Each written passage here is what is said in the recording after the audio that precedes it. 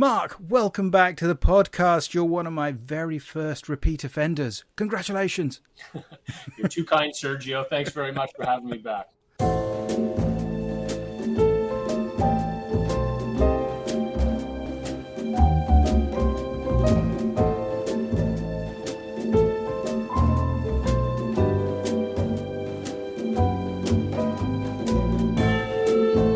I'm your host, Sergio Angelini, and welcome to Tipping My Fedora, where we discuss movies, books, TV, radio, and much more besides, all from the darker side of the street.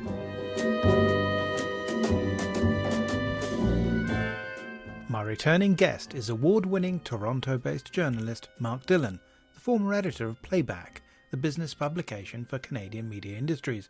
He has been writing for American Cinematographer for over a quarter of a century, and is the author of 50 Sides of the Beach Boys. He is also the co-host of Surf's Up, a Beach Boys podcast safari. This episode was recorded a few months ago, and so we began our chat by talking about Brian Wilson, who had recently passed away. You have a lovely podcast devoted to the Beach Boys, and we're recording this not long after the passing of Brian Wilson, and I just wanted to ask you a little bit about that and how that's been for you. We've been anticipating this. Beach Boys fans have been anticipating this for a long time. I mean, there were concerns over Brian Wilson's mortality for more than 50 years, and I'm not exaggerating. The fact that he lived as long as he did and ended up being quite productive in a lot of those years is a fantastic gift. So although it's a time to be sad and to mourn, it is a time to celebrate that we had him for so long, and he left us with so much. I know he's someone who, meant a lot to you, and the music goes on, which is fantastic. Yeah, I think it will go on. And I recorded a podcast recently with a fellow named David Leaf, who was a very close friend of Brian's, did a great documentary about the Smile album, wrote 3 books that are very important, I think, about Brian Wilson. We talked about what is the legacy, how long will this music last? I mean, I think it will last for the foreseeable future. And I'll tell you, we had a street party here in Toronto in my neighborhood a few weeks ago, and my daughter, who's 18 years old, invited a bunch of her friends, and they were hanging out in the kitchen, and I walked inside, and I walked in on them discussing pet sounds. These kids are 18 years old. And of course I introduced my daughter to the Beach Boys, but I didn't introduce her friends to the Beach Boys, and she just kind of run with it on her own. And they were discussing, which is the best track on Pet Sounds? And boy, isn't Love and Mercy such a great movie? And I thought, wow, so at least the next generation has it covered, and hopefully they'll keep handing it down. Because I think the music really transcends. When it came out in the 60s, it seemed like disposable pop music, especially the early stuff. And it turns out that it's not so disposable. No sign of it abating. And the obituaries that were written, they seem to finally realize that Brian Wilson had a particular genius. Like maybe 40 years ago, not everybody was hip to that, but I think people have caught up with what he was doing, in the mid 60s and at the time of Pet Sounds and all that. And I think he's more appreciated than ever. Thank you for that. So we're here to talk about a different kind of art form. We're going to talk about, big surprise, film noir. We're going to talk about conceivably what might be not just a foundational film noir, but the foundational film noir, something perhaps we can discuss. But the film is the 1941 version of The Maltese Falcon, directed by John Huston and starring Humphrey Bogart. So my first question is, do you remember when was the first time you saw it? I would say I was 14 years old, so we're talking the early 80s. VHS tape was becoming such a big thing, trips to the video store, and I was just hungry to see all the classics I could. I remember delving into that along with Citizen Kane and other films, and my dad thought, geez, you should pace yourself. You're like binging all these things. You're so young, you probably won't even appreciate them all, but I just couldn't get enough. I don't think I quite understood everything about the story or why the film is so revered, but I liked it enough that I kept watching it. And this became a movie that I kept returning to even in my teenage years, to the point where by the time when I was making my own little films at school and stuff like that, the Maltese Falcon was a big influence. And, me and my friends would, act out like Peter Lorre and Bogart and stuff like that. So it's just one of those movies. We talked about eternal music. I think it's an eternal movie. Like, it never gets old. I've watched it so many times, and every time I watch it, I still love it every time. Yeah, I mean, we'll get back to this, but it is interesting how it's one of those brilliant films that I think matures in a way as you do, and it changes as you do, and you find more and more things in it. I think that there's a lot to latch onto when you're younger and full of beans. And then I think that when we then catch up with some of the subtext of a lot what's going on and the characterization, we realize there's so much more to discuss and to learn and to avoid. But we'll get to that. So, okay, let me put you on the spot. So unlike something like, say, the movie with Bogart of The Big Sleep, I think if we had to describe the plot of the Maltese Falcon, it can be done perhaps just a little more easily and straightforwardly. So how about you give it a shot to tell the listeners what the Maltese Falcon is about from a plot standpoint? It is a pretty convoluted plot with a lot of misdirection. So I've tried to assemble my thoughts here to try and tell it coherently to those who might not know. So here we go. So you have San Francisco private eye Sam Spade. He's got a partner, Miles Archer. They're engaged by a woman who calls herself Ruth Wonderly, but her real name is Bridget O'Shaughnessy.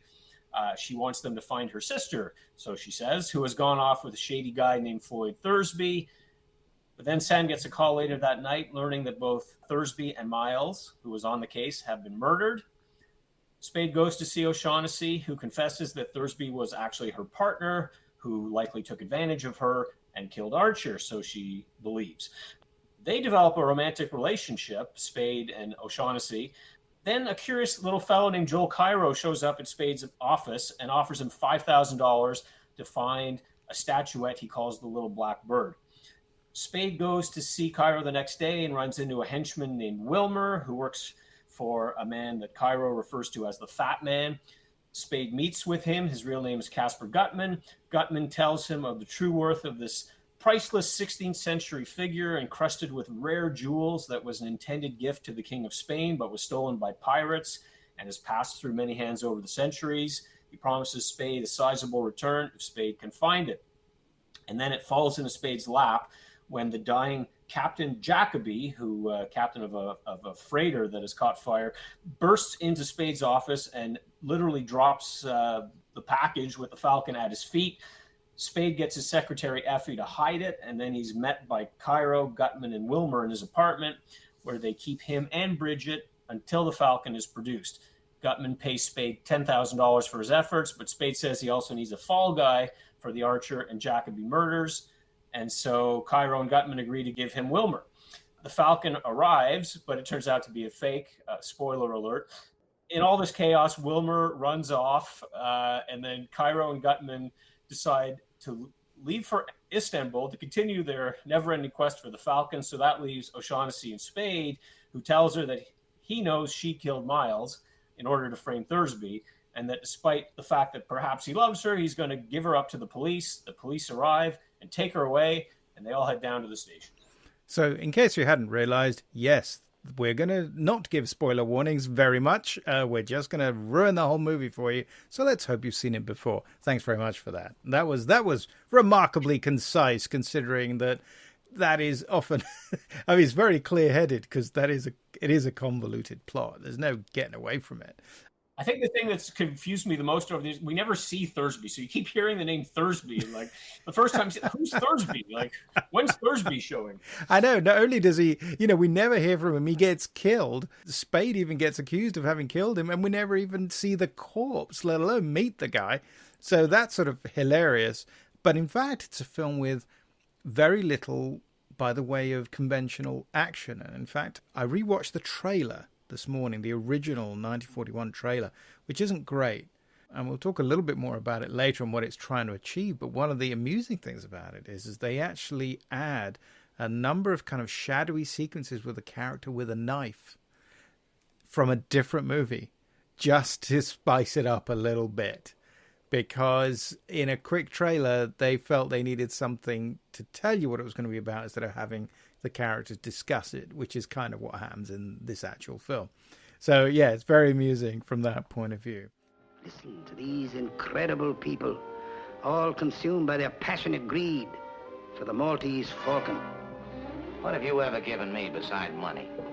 Have you ever given me any of your confidence, any of the truth? Haven't you tried to buy my loyalty with money and nothing else? What else is there I can buy you with?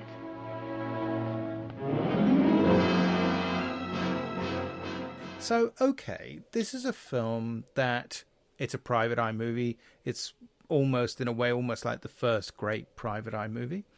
For people like Paul Schrader in Notes on Film Noir, which is a classic text that helped define film noir for a generation. It's, from his point of view, sort of the first film noir, almost, really. Although he has a kind of restrictive view of film noir in some respects. He kind of thinks the core period is actually from 1944, the year of Laura, Double Indemnity, and Murder My Swede, and kind of ends, actually, with one of our favourite films, Kiss Me Deadly, from 1955. But he sort of expands it to really, and he kind of established this idea that it kind of starts with Maltese Falcon 1941 and ends with Touch of Evil, the Orson Welles film, 1958. So here we are, we're in the beginning. Having looked at the plot, in a way, perhaps we can quickly look at some of the elements that drive this idea of it being such a core noir film. Obviously, it comes from a noir text. We'll talk about the book in a minute. But if we look at some of the characters and characteristics of it. So I thought, well, if we're looking at what the essential elements are and how well does it conform, what does it establish, then obviously the first character is the hard-boiled private eye. And I don't know about you, but from the classic Hollywood era of the 40s, 50s and early 60s, let's say, the studio era, to me, he kind of, in a way, almost is the most hard-boiled private eye there ever was, almost even more so than Mike Hammer. What do you think? I'm amazed how tough he is. He's cold.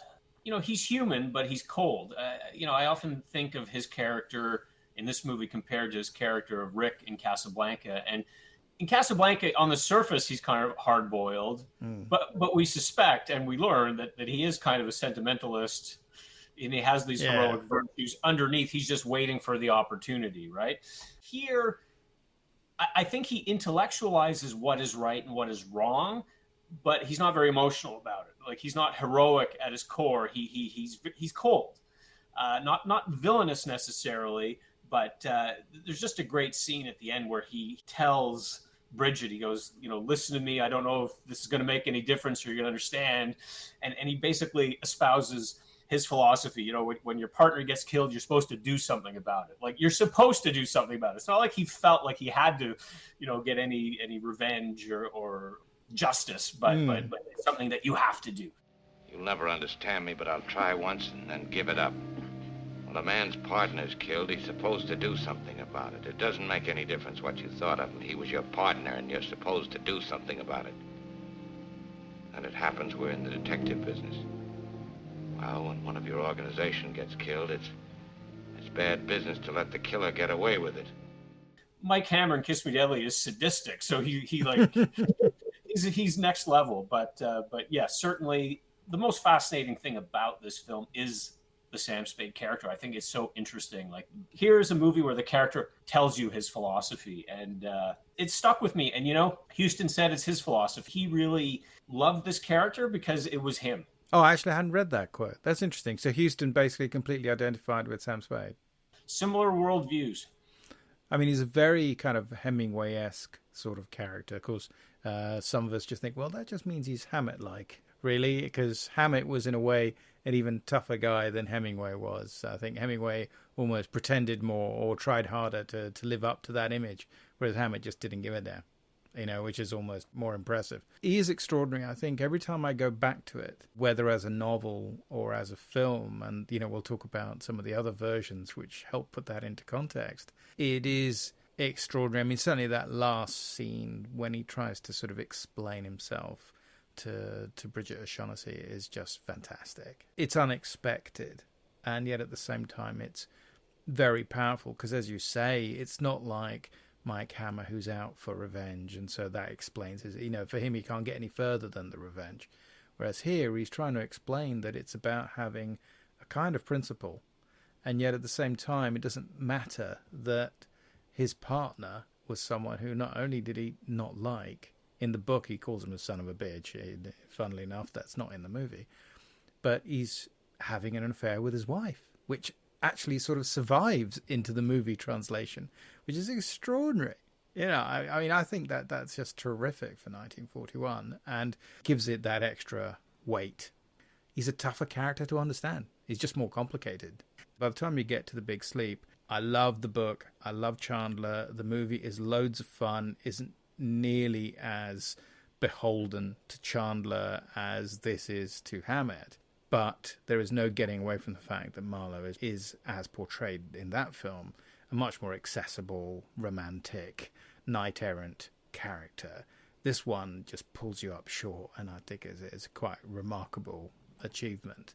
What do you think of the femme fatale? Because, okay, it's film noir, you've got to have a femme fatale. So here we've got Miss Wonderly, which is just one of the best names ever. I love it. It's great, and it's a pseudonym, and Bridget O'Shaughnessy is probably a pseudonym as well, let's face it.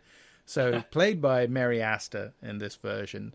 Astor was someone who had one hell of a personal reputation at that point, which kind of fit in very nicely with the character, although I'm not sure that necessarily does her any favours. I mean, what do you think about her in the film? Brilliant casting. So for those that don't know, in 1936, while she was filming Dodsworth with Walter Houston, John's father, she was in this sensational trial in which her diary had become public. It had become part of the evidence, and it was reported on, and she was having an affair with the playwright George S. Kaufman, who wrote some of my favorite Marx Brothers movies. This really tarnished her reputation, but how brilliant it is then to turn around and put her in this movie, like playing a very scandalous woman who tries to act like she's very prim and proper, but has a really checkered past. So that's brilliant in and of itself. But yeah, prototypical femme fatale.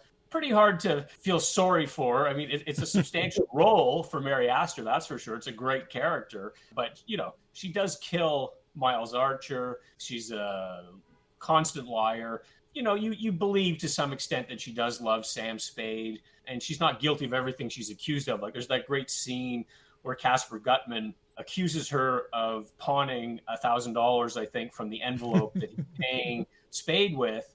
And then Spade asks her if she took it. She says no, and he believes her. So you feel she's not like totally bad. She's not like doing all evil all the time, but pretty hard to feel sorry for her in the end. I've always had a slight reservation about Astor. It helped her career a lot, and it's a great role. But you wonder if there's supposed to be a hint of vulnerability there. And deep down, I don't think you ever believe her. Partly because, of course, you think Spade and even Archer kind of don't either. There's that great line early on. It says, when she initially hires them and pays them $200, and they say, well, we didn't entirely believe you, but we believe the $200. Which is a perfect line. And you're not meant to trust her, of course, right from that point. She's meant to be overdoing it just a little bit. And there are those terrific moments. I mean, it happens over and over, isn't it, where Spade sort of says to her, don't overdo it. Don't keep acting the part. What's the bird made of? Porcelain or black stone, I don't know. I only saw it once for a few minutes. Floyd showed it to me when we first got hold of it. You are a liar. I am. I've always been a liar. Don't brag about it. Was there any truth at all in that yarn? Some. Not very much.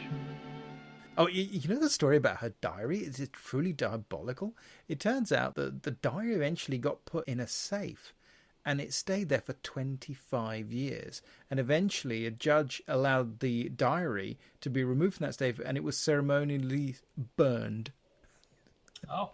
Can you believe it? This is her personal diary. Turns out a lot of the reports about the diary were made up. The stuff in the papers, it was people hadn't actually read it. Yeah, so there you go. On the other hand, I'm fairly sure that she was...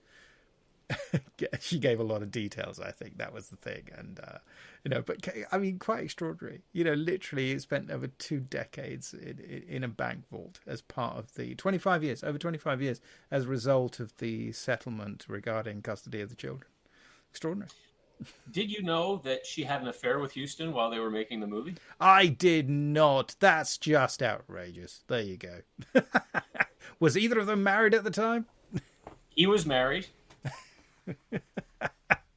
Well, hey, I've seen White Hunter Blackheart, so I know he was a bit of a devil.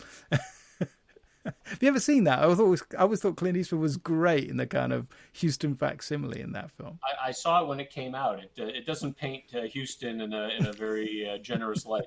No, I didn't realize they were having an affair. How extraordinary. I mean, I think she's a difficult character to read. Spade is hard, is complicated. Her, you just never truly feel like you know what she's saying is true or not. I mean, at the end, it's all tears and she's pleading with him. And in a way, he's sort of behaving the way we feel, which is to say, I can't really trust you, but I'm not going to play the sap for you no matter what, which is very hard. And you don't expect that, which I find terrific. You're not going to make a fool out of me, he says. But you know what? For Mary Astor, I'd probably do it. You know, she's fantastic in it, so she deserves it. So the story is complicated, but in a way, I feel like, I mean, first of all, it's unexpectedly. So, okay, it's got the murder mystery, who killed Miles Archer? Fair enough. You know, he's shot in what is actually the second scene of the movie. And we find out, 6 minutes before the end, who did it. So in that sense, it's a whodunit, I guess. But really, it's a treasure hunt movie. And I find that fascinating because ultimately, to me, it seems more convoluted than complicated. It's got so many people chasing the blackbird and not always telling the truth about the blackbird that you just don't know whether you're coming or going, which of course tells you everything about the characters. I did admire the precision with which you synopsized it, because actually it is very difficult to keep a handle on it, really, just because even Spade is lying quite often. I think there's that bit when he loses his temper with Caspar Gutman and sort of says, no, you're going to have to accept this deal and like it, and then he walks away and he's laughing his head off, you know, because he's put on an act. And before that, he throws his glass to the ground and it shatters on the table. And you talked about it, you know, how violent is it? It's not very violent. It's just how calibrated it is. It's more of like a chamber drama, really. But then when it has these moments of violence, they're pretty shocking. Like Spade's behavior in that scene is shocking when he like throws that glass down, you know, and he's just acting. Like he's just making a scene, basically. And yeah, as you say, he walks out and then we see him smiling to himself because he knows he just put one over. But then like he sees that his hand is shaking. So it shows that he really worked himself up, you know? And again, it's one of the brilliant things about the film, I think, that final grace note of him looking at his hand and realizing, and then he gets in the lift and doesn't realize that Joel Cairo's in the other lift going to see, you know, which is actually quite important, and he just misses that. So again, it's full of good things and superbly timed. Equally, yeah, so it's not really a violent film. There isn't much action either. There isn't actually any gunplay. We get that one rather anonymous, almost point of view shot where we see Miles Archer get shot. That's it. And you have a few shots of the boat from Hong Kong going up in flames, some of which is stock footage and some of it is just there on the studio. That's kind of it, really, isn't it? I think a couple of people getting slapped. Yeah. Wilmer gets slapped. Joel Cairo gets slapped. Bogart's character is drugged by Caspar Gutman. And when Sam Spade is on the ground, Wilmer gives a few sadistic kicks, you know, which tells us a bit more about Wilmer. So yeah, there are moments like that suggest the violence of the characters. We should point out, because Wilmer is played by Elisha Cook Jr., who, it's like, if it's a film noir and it hasn't got Elijah Cook Jr., there's probably something wrong. So, you know, he's just fantastic in these movies. And actually, it's a great little role for him. And we'll talk a little bit more about Wilmer a little bit later.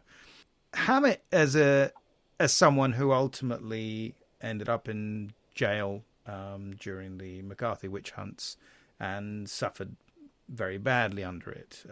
All of his sort of earnings were garnished, and his last sort of 15 years were very difficult from that point of view. Financially, it was all very, very tough. Do we think the film is a critique of capitalism, or is that just a little bit too simple?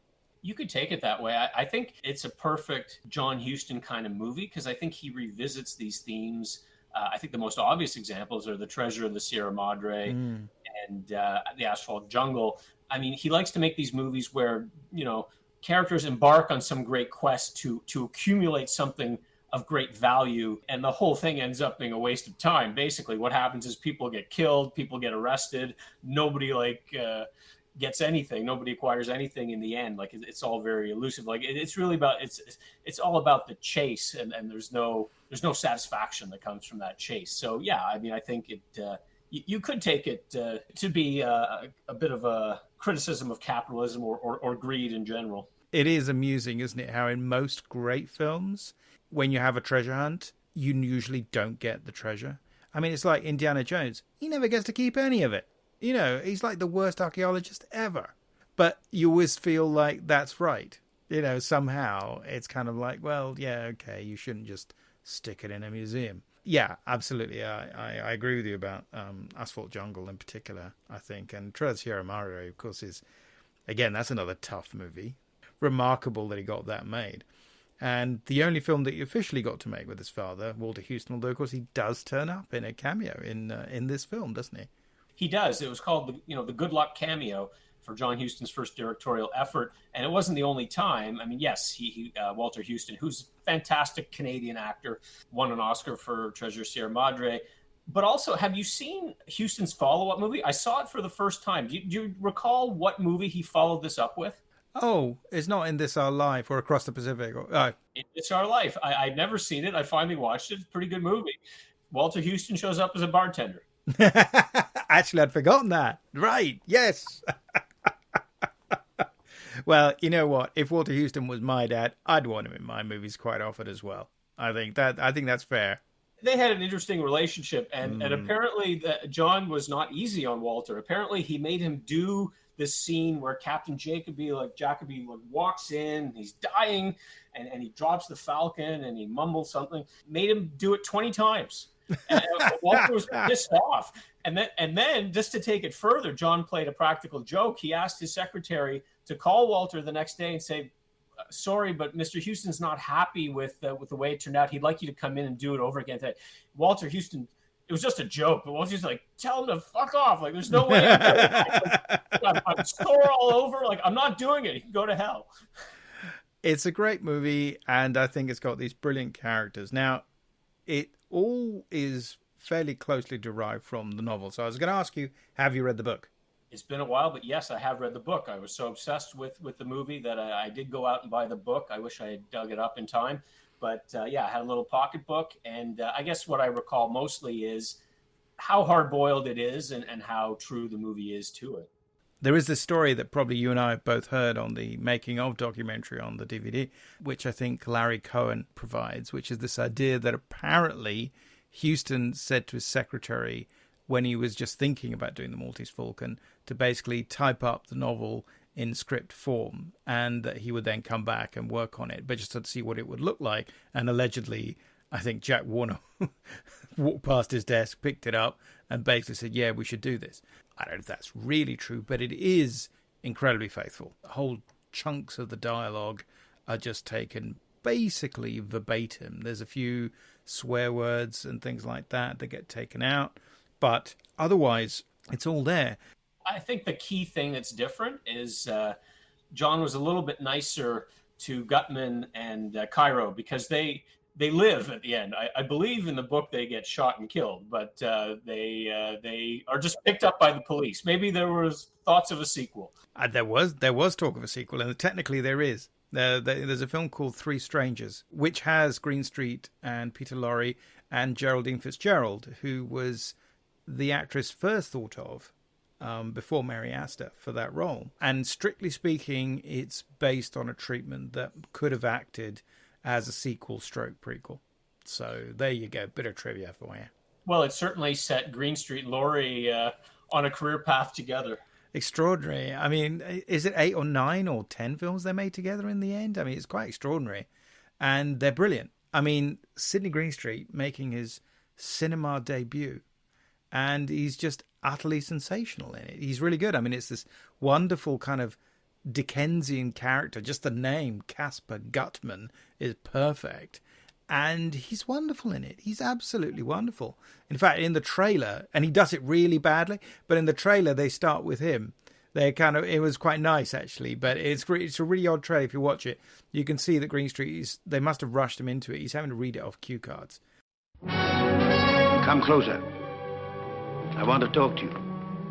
I'm going to tell you an astounding story. The story of the Maltese Falcon. I could tell you 1,000 tales of the men and women who have hunted this evil bird. But every story has the same ending. Murder. But apparently he had massive stage fright when he started shooting because he just didn't think he could hack it. But before it started, he took Mary Astor's hand and he said, "Please tell me I'm not going to make an idiot out of myself." And he's amazing. I mean, he's absolutely amazing. And again, I mean, it's a great idea to have somebody like him in it because, of course, it is quite theatrical. I think both the role and because of the level of dialogue, to have an actor who is comfortable doing that because of his extensive stage work, I think it works to the film's advantage. And again, Peter Lorre, who had just stopped being the Japanese superhero of these Mr. Moto films, utterly bizarre casting, but what are you going to do? I actually quite enjoy those films. You just have to ignore a lot of stuff, but they're great adventures. And who was starting to do these kind of horror type films, and often in subsidiary roles. And this kind of started him on this Warner Brothers contract.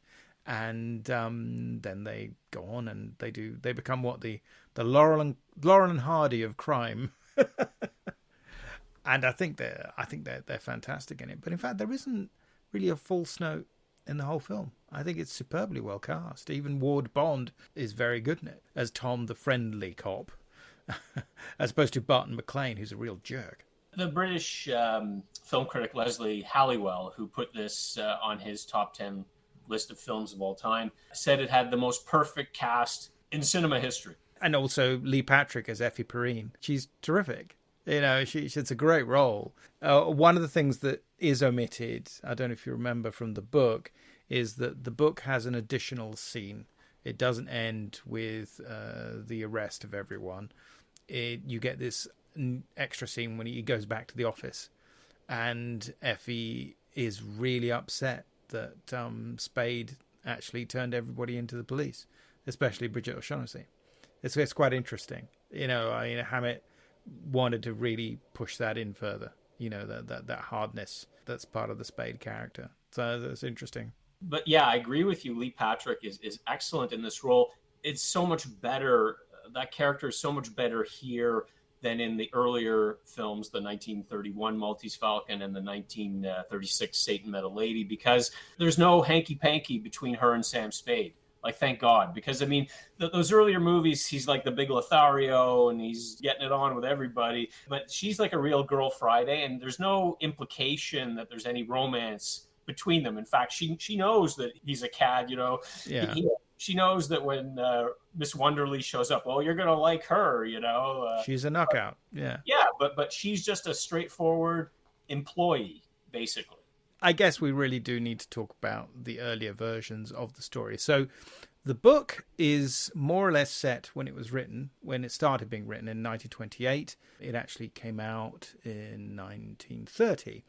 And Warner Brothers got the rights fairly quickly, so that in fact the first version of the Maltese Falcon was released in 1931. And it stars Ricardo Cortez as Sam Spade, so he's the first person to play Sam Spade, and Bebe Daniels as Miss Wonderly. You've rewatched this because you very kindly were prepared to rewatch all the previous versions of this, so I appreciate you doing this very much. I think the 1931 film, which is a pre-code movie, so it's quite racy. Therefore, as a result of that, knowing not only that it can be quite racy, but it kind of really needs to be, they kind of emphasize that aspect of it. So Sam Spade is played as a kind of lounge lizard Lothario who is constantly sort of bedding clients and ladies left, right, and center. I mean, I think the film is splendid on its own terms. I mean, what do you think? What was your first reaction? Yeah, it's a pretty amazing film. I mean, it's interesting. Ricardo Cortez, as he was called, he was really a Jewish actor named Jacob Krantz. They tried to rework him as a Latin lover. That's the way he plays Sam Spade. I mean, there's that great opening scene where you're at his office and this woman walks out and she's like adjusting her stocking and the office is a mess. So obviously, so some rumpus went on there. And then he's immediately like making the moves on his own secretary after that. So it's a little over the top in that regard. Bye-bye, honey. I'll see you later.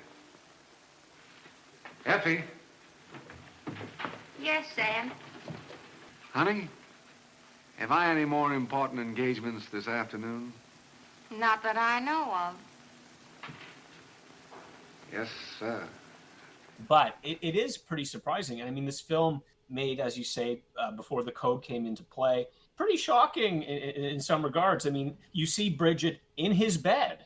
You see Bridget in his bathtub. They couldn't have gotten away with that a few years later. And many homosexual references, like there are some in the 1941, but it seems like every supporting character is gay, which is very interesting in the 1931 version.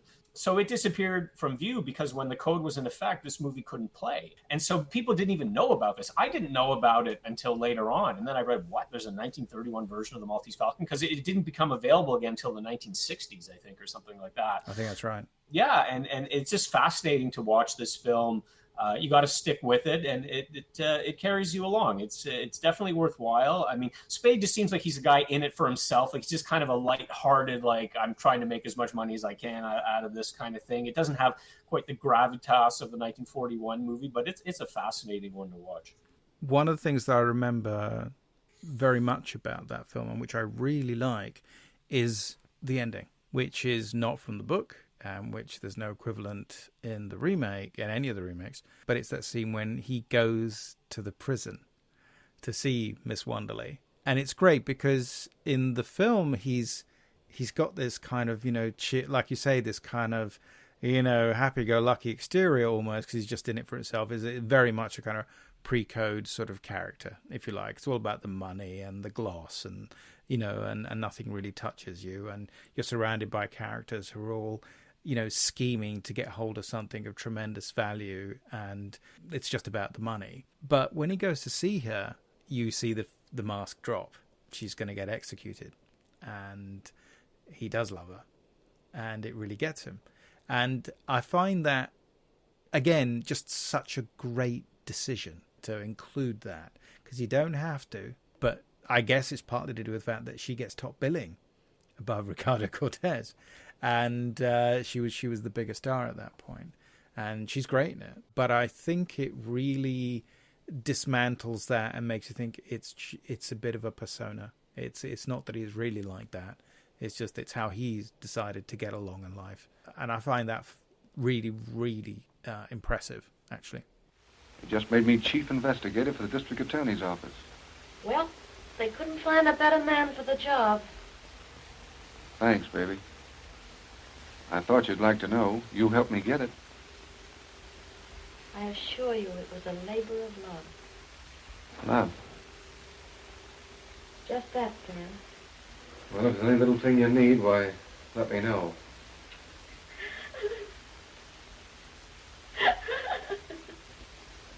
Goodbye.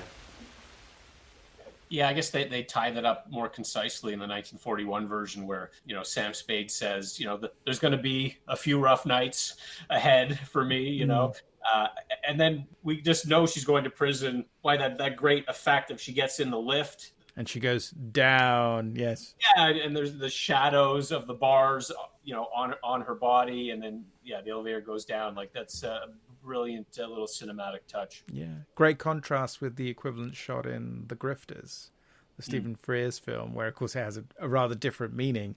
But, it's about going straight to hell, really. But, I love it in that one. So, with apologies up front, I also suggested that you watch Satan Met a Lady, which was, what is Satan Met a Lady? It put us out of our misery.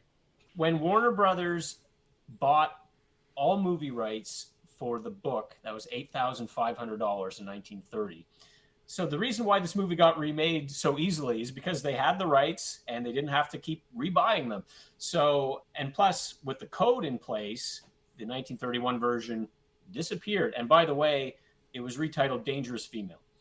I mean, you would think that they would keep the title because there's so much value in that title, and people who, had seen I don't know when they came up with that title in the history of it, but so in 1936, they decided to remake it with Warren William and Bette Davis. And in this case, the falcon is replaced by a ram's horn that may be filled with jewels. Warren William is named Ted Shane. And so they changed names, they changed things, and it's a much more lighthearted stab at this story. And, it's funny because I think we both have this thing. I'm holding up my 2003 or thereabouts release of The Maltese Falcon on DVD. It contains all three versions. That's what I got. Honestly, I never watched Saint Metal Lady. Like, I watched the 1931. I just never watched Saint Metal Lady until, you asked me on the show, and then, okay, now I got to watch it. And I'm glad I did. I mean, first of all, I'm a fan of William Dieterle. He's done The Devil and Daniel Webster, which is one of my favorite films. He did Portrait of Jenny. Yeah. So he's an interesting director, actually, although John Huston did not care for it much, even though Devil and Daniel Webster contains Walter Huston's greatest performance. Arthur Edison, who shot The Maltese Falcon in 1940, actually shot the 1936 version as well. So it's interesting, and I mean, Bette Davis is always worth watching. So it's interesting to check it out, but I mean, it is very lighthearted, kind of ramshackle. I mean, it's kind of a screwball, isn't it? In a way, almost. Yeah, so you have this character named Travers, who's this British guy who replaces the Peter Lorre character, and he's like turning over Spade's apartment looking for this ram's horn, and he's even cutting up the pillows, and there's like feathers like floating in the apartment as like the drama's unfolding. So it's almost like surreal in a way. So anyway, it's a curiosity, if nothing else. Like I say, it's intriguing because it has these odd little connections. The credited screenwriter of the 1936 version is the other writer of the 1931 version, Brown Holmes. And then Arthur Edison, who, of course, was one of the great studio workhorses and was just fantastic DP, then went on to shoot the Huston version 5 years later. And in a way, it's this intriguing thing where, in a way, it's almost like the saleability of Hammett has shifted because of the success of The Thin Man. So because The Thin Man is this kind of screwball mystery, so they turn this into a screwball mystery because that seems to be the way to go, because, as you were saying, they were not in a position where they could effectively re-release the 1931 version, which is what they would like to have done, because they would have had to cut too much out of it. The code was blocking them, and therefore, in fact, would have been highly problematic. So instead, it was easier and simpler to remake it and find some commercial viability. Again, the top star is the female star, in this case Bette Davis, and this was just before Bette Davis decided to leave the country and go on strike and break her contract with Warner because she was so annoyed about the roles she was getting. So she was always particularly nasty about this one. She called it junk. She's very mean about it. She's not especially good in it. She's not especially well cast in it, I don't think. You know, we could mean something to each other, really. The 5,000 didn't mean so much to you. Maybe, after I've cleared up a couple of murders, you and I could have a lot of fun. Isn't that something really worth working for? I think Warren Williams actually fine. I mean, I like Warren Williams a lot. I think he's a good actor. And often he played either these, the big mouthpiece was kind of his famous role, but he also played lots of detectives in this kind of vein. He was the first Perry Mason on screen and was for Warner Brothers and was actually really good, and went on to play the Lone Wolf in nearly 10 films, I think. And, basically sadly died quite young, so ended up having quite a short career, but who was a reasonably big name at the time. And you associated him kind of with this sort of role. But it is this strange film because on the one hand, it does kind of keep the plot. It is sort of there, which is almost a surprise. They keep it. And there's something bizarre about the idea that just by making it funny, you can just completely subvert the intentions of the book and make something that will serve a different commercial purpose. On the other hand, it's not even remotely a memorable film. I mean, there are lots of fun screwball mysteries like The Thin Man or The Mad Miss Manton or Star of Midnight or The Ex-Mrs. Bradford, both of those two starring William Powell. But yeah, this doesn't really distinguish itself. Although I do like the kind of snobbish British version of Joel Cairo. I do think he's quite funny, but he does seem to have strayed out of an old Coward play. But it's a bizarre film. I mean, I quite agree. And also, I don't think it played to William Dieterle's strengths as a director. I mean, at Warner's, at that point, he was known really for handling their big biopics. I think that's what he was known for, and so made his name with those. So yeah, it's in every sense weird casting, I think. Here, I have a question for you. If we could play like fantasy casting here. So not everybody loves Mary Astor in the role. Okay, so what if instead of Mary Astor, you had put Bette Davis in the 1941 version? Then you would have had, like, this is Bette Davis at like the peak of her powers. Could she have been a good Bridget O'Shaughnessy? That's really interesting. I mean, she made films with Bogart, several. And she was in Huston's next movie, In This Our Life. Yeah, I mean, that's an interesting thought. I mean, I think that she could probably give it a more neurotic edge, maybe. I think the word I was using earlier was kind of vulnerability. And someone who you kind of want to love her a bit, despite the fact that she's very, very, very naughty, shall we say. And I wonder if Davis, I think, would have been good. I think maybe Stanwyck would have been better. I think you would have the obvious problem. You would have a massive leading lady playing opposite the role that's just about to turn Bogart into a massive leading man. After this film, he was always top of the bill for the rest of his career. And you sort of wonder a little bit if that would have actually unbalanced it just a little bit too much. On the other hand, I mean, I like the fact that, of course, that these actors are kind of, they're either 40 or in their early 40s or reaching there, so they're just a little bit more mature. I mean, yes, Bogart's got a hairpiece there to make him look a little bit younger. In fact, it's one of his least convincing toupees, I personally think. But I get very concerned about toupeology. That's a really interesting idea. I mean, I think certainly she would have been a lot better in this version than she was in the 1936 version. No question about it. She's not really trying in the 1936 version. I think here she could have done a lot with it. But I do think, just in terms of playing noir characters, maybe Stanwyck would have been even better, I think. She would have been good. But fantasy casting is always such a good laugh. I mean, especially since this could have been a George Raft movie. I was just going to mention yet another role that Bogart can thank George Raft from ducking out on. Actually, you know what? Thinking about, because they just done, was it They Drive by Night, right? Was it? And that was Raft, Bogart, and Ida Lupino. Now, maybe Ida Lupino, that would have been interesting as well, because she's not American. That might have been interesting as well. Maybe a little too young, although, bizarrely a total veteran because she started so young in the movies, but she would have been in her 20s. She would have been, a lot younger than Bogart. And I think you need an older actor to convincingly suggest all the world experience that Wanderley is supposed to have. But that would have been intriguing, wouldn't it? But with Raft in it, it wouldn't have played. It just wouldn't have played. And of course, they Bogart and Lupino had just done High Sierra. So admittedly, it's not beyond the realms of the kind of thing that Warner Brothers tended to do so often, which is to pair people and then stick them together relentlessly. So, that I wonder if that could have happened. It's an intriguing idea. You know what? I take it back. Barbara Stanwyck would have been amazing. Lupino would have been fascinating. She could do naughty. That would be really intriguing.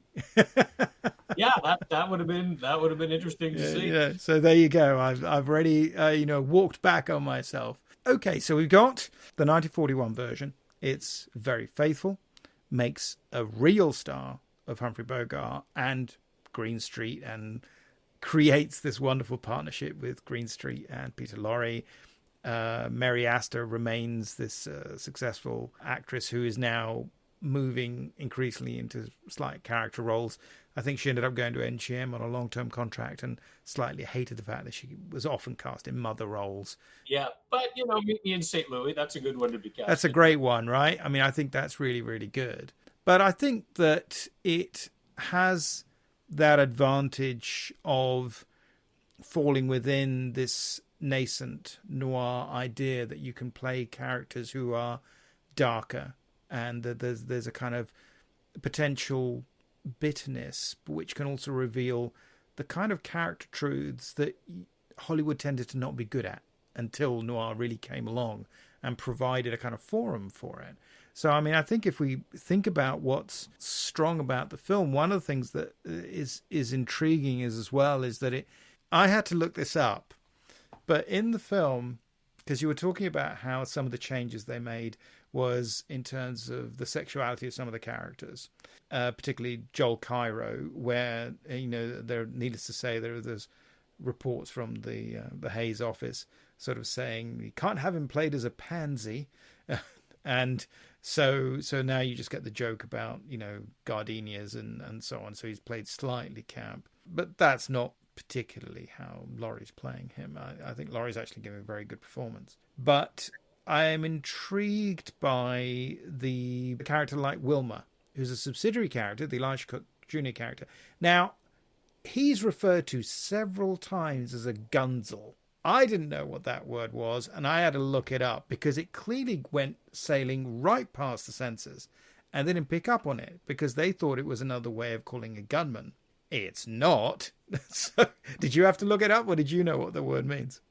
I always assumed it meant a guy carrying a gun, and I don't know whether that meaning was created in the Maltese Falcon because it is now recognized as meaning that, but there is another meaning, which is a passive partner in a gay relationship. And with a younger man and an older man, which is absolutely the relationship between Wilmer and Caspar Gutman, and which is one of the things that's definitely missing in this version compared with the other. I mean, there are hints of it, of course, but it's clearer in the 1931 version. Again, going back to that, the advantages of the 1931 version, so that when you get to that scene in the latter parts of the film, when they say, well, we've got to find a fall guy, and it has a really kind of bitter feel to it. And I think Spade is doing it a bit on purpose because he knows that by picking on Wilmer, although he's the obvious fall guy, I think that nonetheless, it's also that Casper's going to have to make a difficult choice there.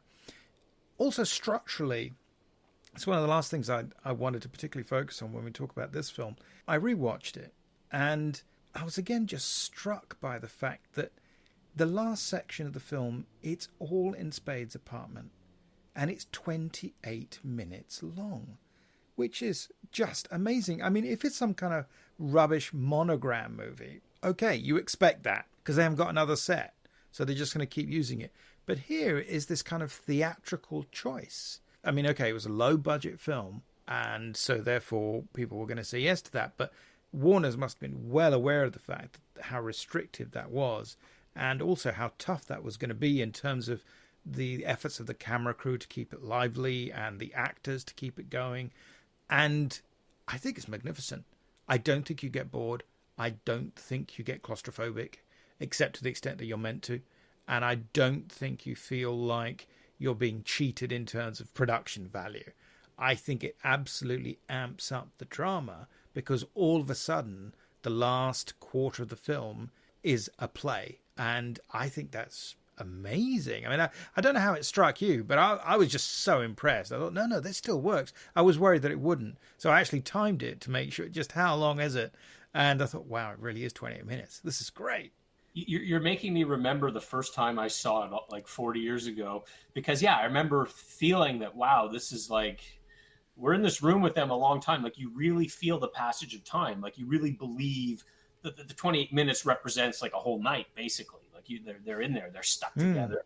They're falling asleep. They're keeping an eye on each other. Like it's tense. They're waiting. We're waiting for the suspense of the Falcon finally arriving, and give a lot of credit again to Arthur Edison as the cinematographer, because a lot of these scenes are limited to one room, earlier scenes as well, like long passages, and the camera moves. You're not necessarily aware of it all the time. The camera's moving to find the right shot, and it makes it extremely watchable. But the budget part of it is interesting, because we have to remember that writer-directors were pretty much non-existent in the Hollywood studio system. Like, really, the groundbreaker, I believe, was Preston Sturges, who had just did The Great McGinty in 1940. So Huston had a clause in his contract, which was quickly expiring, saying that you have to give me a shot to direct. Like, that was in his contract. And so he had such great success as the, I believe, Oscar-nominated screenwriter Sergeant York, High Sierra. He'd really proved himself as a first-class screenwriter. So here is a film they already had the rights to. Not going to cost a lot because it's just in a bunch of rooms. We're not filming it on location in San Francisco. We'll have a few shots of the city. So yeah, they said, go for it with your little Maltese Falcon movie. Now, moving on to the legacy of the film, as I've portentously referred to it, I was going to ask you, have you ever listened to any of the radio shows starring Howard Duff? Because he played the role for 5 years on radio, and it's a great show. It's got next to nothing to do with Hammett or the film, because it's kind of done as, it really is done as a kind of screwball comedy series. Each episode has got Sam Spade. It lasts 30 minutes, and Sam Spade walks into the office, says, "Hello, Effie," and he basically tells her the story of what's just happened. So he narrates the whole thing, but it's done in this high comic style, and Duff's great.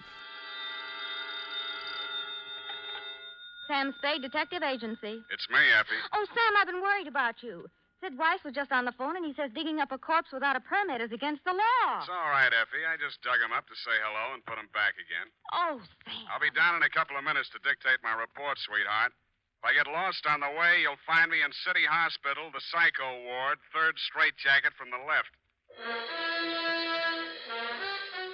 I was just wondering if you'd ever listened to any of those episodes. Yeah, a little bit. I mean, I think in the earlier episodes with Duff doing the voice, it tries to capture more the feeling of the movie. Like, it seems they always have a character who's like Peter Lorre who shows up. He's got that same voice as Peter Lorre, like that every time. And later, who was the guy? Dunn was his name? Steve Dunn. Steve Dunn. Those ones, I think, go even further into the sort of the comic element of it. And they did make me laugh. I wrote down one line I heard in an episode where he meets this woman painter, and eventually he goes to her apartment, and then Spade says, "We painted and mixed oils and made fudge." I thought that was pretty funny. Yeah, that sounds like a good night in. Yeah. I do like Duff in it. I think he's got a good voice, and he's good. Again, it's one of those. He was another casualty of the McCarthy hearings, and so he was forced to leave the show, and then shortly after they were forced to end the show because they were going to have to take Hammett's name off it because they weren't prepared to have his name on the show. So there you go. Also, there's this. I've never seen it. There's this Rowan and Martin comedy called The Maltese Bippy, which has nothing to do with the Maltese Falcon. I'm just fascinated that in 1969 they're making their movie debut after the TV show that they were starring in, Rowan and Martin's Laughing, and they think audiences are going to get the joke because Bippy was a reference that would come up in the show, as a reference from the show. Have you seen it? I haven't. I haven't, but when I was a kid, whenever I would mention the Maltese Falcon, my father would say the Maltese Bippy. And he would just say that, like he wouldn't really explain that was a movie. I thought this is just another silly thing that my father is saying. And then now I realize, of course, that it was a reference to a movie. But when did the big Bogart resurgence happen? I mean, we see in Breathless, 1960, the Jean-Paul Belmondo character is fixated with Bogart. Bogart had just died, like what? 56. Yeah. So I don't know if it was Bogart's death that even made him more of a legend, but I mean, we see it there. And then, Play It Again, Sam, the Woody Allen movie from 1972. So, I mean, obviously the Bogart mythology, I don't know if it was always there or it just started to like really resurge after his death. I think it was a late 60s thing. I think there was this genuine nostalgia boom in the US in particular. I think that really kind of kicked in late 60s, and by the very beginning of the 70s, it was a real thing. So that, yeah, I think played into that success of Play It Again, Sam, I think, on Broadway and then as a movie. And James Gardner did Marlowe in 1969, I think. 69, that's right. And which is a very contemporary, very 60s update of what might even be Chandler's best novel. I'm a huge fan of The Little Sister. And it was interesting because that was adapted by Sterling Silliphant, who just got an Oscar for doing In the Heat of the Night. And it's, it's a fascinating little film. It's well worth seeing. And, Bruce Lee's great in it. Then there was... And it's the same people producing them. They then did The Long Goodbye with Elliot Gould, which ultimately came out in 73, and then the Mitchum Farewell My Lovely remake from 1975. And we don't have to talk about his version of The Big Sleep at all. There is this film, this spoof that David Giler made, which is worth a look if you haven't seen it. It's called The Blackbird from 1975, and is technically a jokey sequel with George Segal as Sam Spade Jr. And it's not terribly funny. It's got a few funny bits in it. But one of the nice things about it is that it does have Elisha Cook Jr. and Lee Patrick replaying their roles from the original movie. Wow. So that makes it a legit spoof sequel as far as I'm concerned. But I don't know if you've seen it. I don't think it's ever come out on home video. For openers, my name is Sam Spade Jr. Hey, man, you know we got spades in this neighborhood. What you mean, Jack? You don't look like no spade to me. Neither do my cat. She been spayed 3 years. My father, a man whom I met briefly in the first months of my life, stuck me not only with his name, but also with his business. If private investigation is your idea of a business, let me just say right now, I didn't want to be a detective. I don't want to be a detective now. I have not seen it, but I'm a big fan of George Segal. In my film club, we voted King Rat the best movie that we watched last year. So he's brilliant in that, and fantastic music by John Barry as well. Oh yeah, great movie with Southern California pretending to be Changi Prison in Singapore. Right. I also like George Segal in California Split. Speaking of California. He's one of those great 60s and 70s actors. You ever seen The Quiller Memorandum when he plays the spy? I haven't seen that one. Oh, it's really worth seeing. It's with Alec Guinness, Max von Sydow, Senta Berger, another great John Barry score. It's a total 60s. Me some John Barry. It's another one of those from the swinging 60s spy boom, but it's a good one. It's a good one, and Seagal's really good in it. I mean, he's a teensy bit too young for it, but he's really good in it. Anyway, just thought I'd mention that one. You can see it through nefarious means, but it's not had an official release as far as I'm aware. Have you caught up with this TV show, Monsieur Spade, with Clive Owen? I've started. Tell me more. I know nothing. Okay, so I mean, I really have just started it. So it sort of invents the story where Spade goes to France. He's got, if I have this straight, Bridget O'Shaughnessy's daughter in tow. Like Bridget O'Shaughnessy gets out of prison finally, and they don't show that. He talks about it.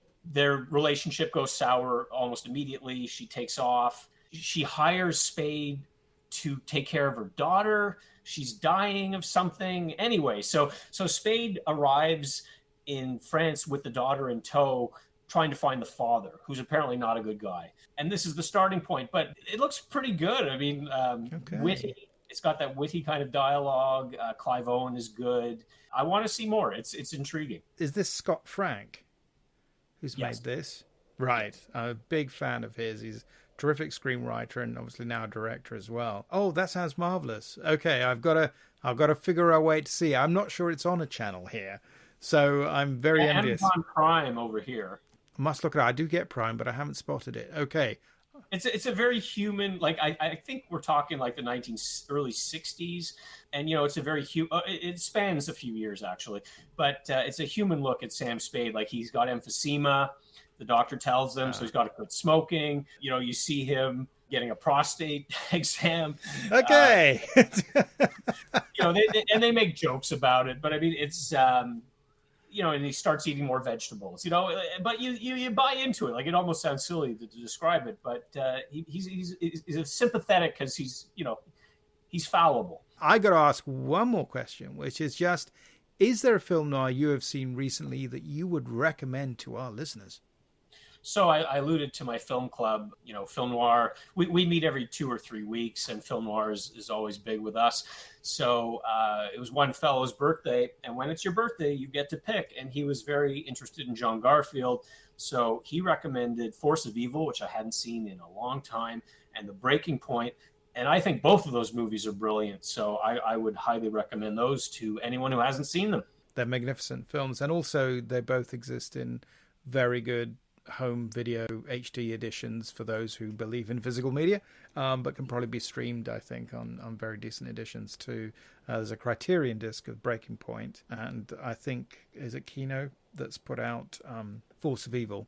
And but yeah, extraordinary film. Breaking Point in particular, I think, which is this adaptation of To Have and Have Not, which is, of course, much more faithful than the Bogart and Bacall version. Once again, it's kind of like when they meet up with Howard Hawks, they make films that are great, but that are not particularly beholden to their literary sources, as in the case with The Big Sleep.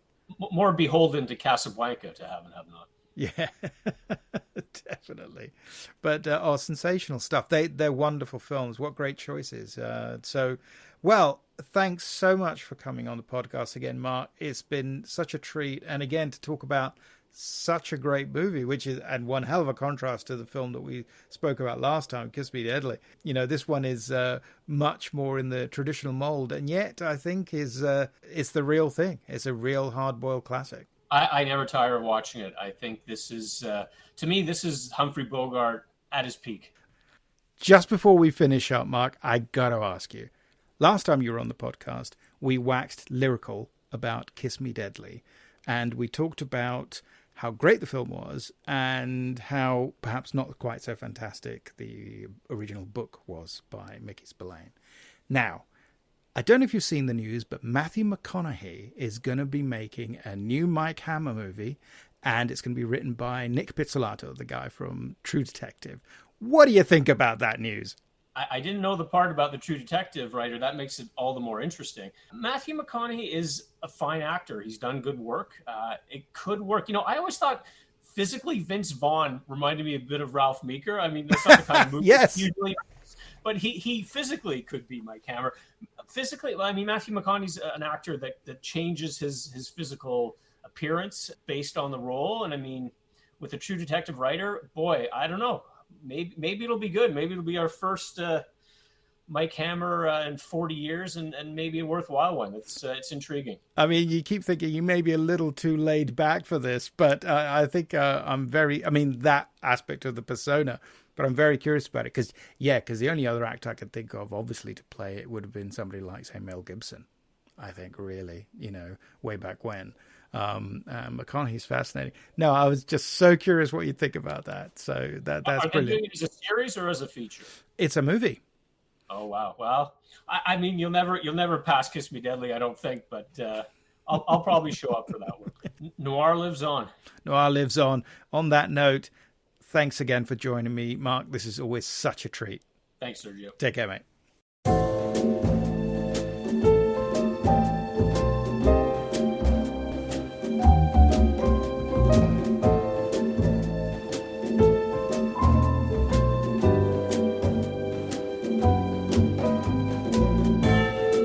You have been listening to Tipping My Fedora, the show about all things noir. It is produced for Castiglione Publishing by me, Sergio Angelini, and our theme tune is by Petar Milinkovic, whose work is available through Tailkeeper Music.